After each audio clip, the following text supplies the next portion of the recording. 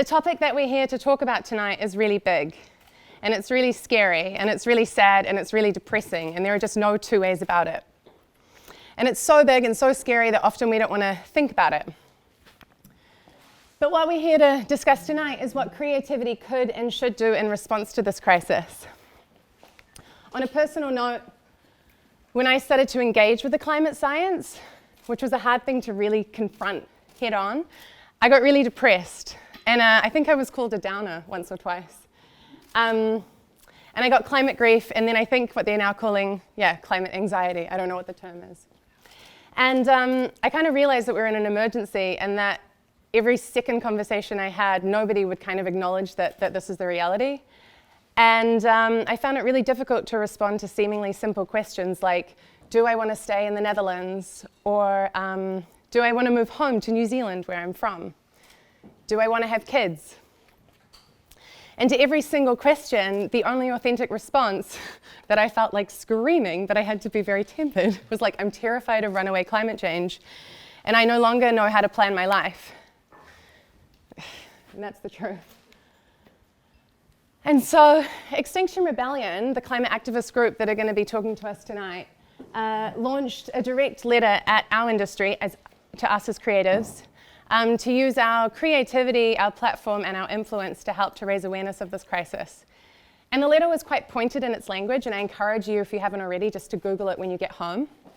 But one of the things that it said was, you can do anything you want, and you can shift mass behavior in a heartbeat. But no, making a small campaign to give up drinking from plastic straws is not going to cut it. And then in June, Jessica and I were in Cannes at the Festival of Creativity, and we witnessed Extinction Rebellion protesters getting arrested. And the next day we were swimming by the pool, as you do, and we received a text message alert that there was going to be an impromptu panel with the Extinction Rebellion activists.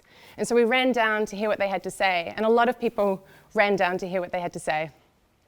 And so my background is working in NGOs and sustainability.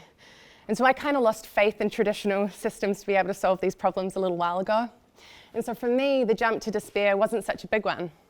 But I was sitting next to Jessica, who for 2 decades has worked in the creative industries, and I know that this talk was a real trigger point for her. And so we looked at each other afterwards and said, we have to take this conversation further.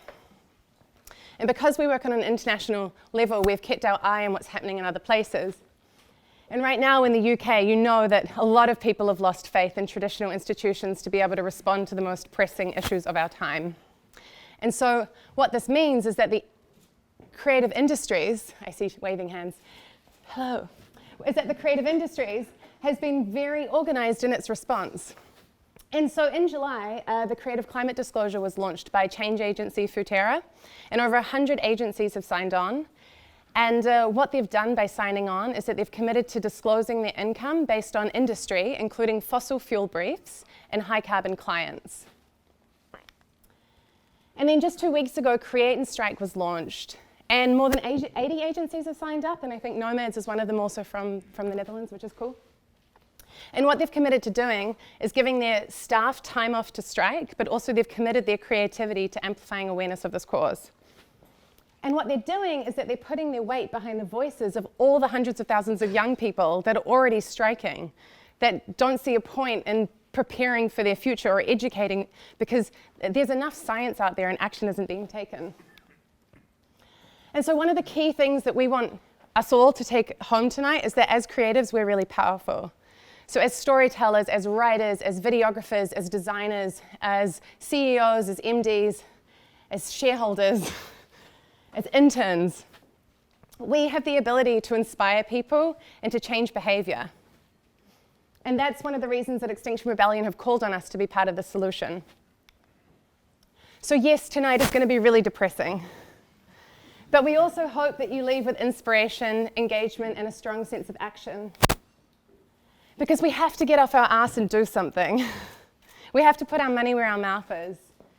And we need to act like we're in an emergency. Because as Greta says, I don't want your hope. I want you to panic, and I want you to feel the fear that I feel every day. And I do. And then I want you to act. So tonight is also about opening the space, a safe space where we can ask really difficult questions. Because maybe if solutions within this system are so impossible to find, we need to change the system itself.